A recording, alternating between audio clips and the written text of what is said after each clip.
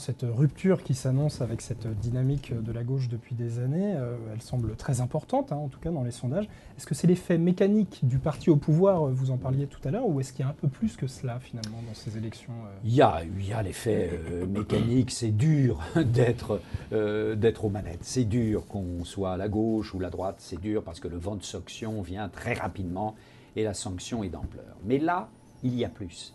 Il y a une impopularité particulièrement forte de la majorité en place. Et l'effet 11 janvier n'a pas, contrairement à certains commentaires un peu hâtifs, n'a pas profondément inversé le désir de sanction qu'il y a dans l'électorat.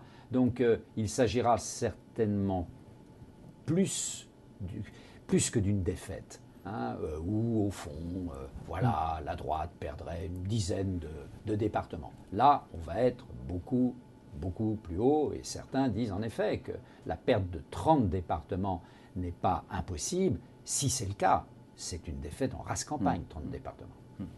Alors, le bloc enfin le bloc, on ne peut pas appeler ça un bloc, parce qu'il n'y a pas de bloc du tout, mais l'ensemble de la gauche représente à peu près d'ailleurs un tiers de.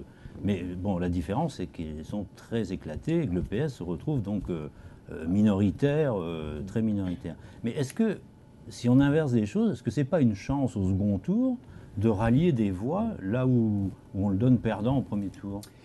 Oui, il pourrait y avoir avec cet les effet. écolos, avec l'extrême gauche, avec les radicaux, avec... Alors, la gauche est faible, et elle part en ordre dispersé. C'est tout de même sur la ligne de départ, c'est pas extraordinaire pour gagner une compétition.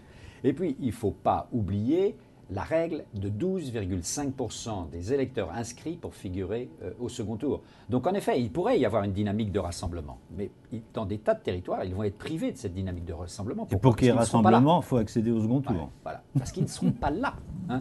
Et donc il y aura dans de très nombreux territoires des affrontements entre l'UMP et l'UDI et le Front National. Et ben voilà, que fera le Parti Socialiste ou la gauche? Elle regardera passer les trains.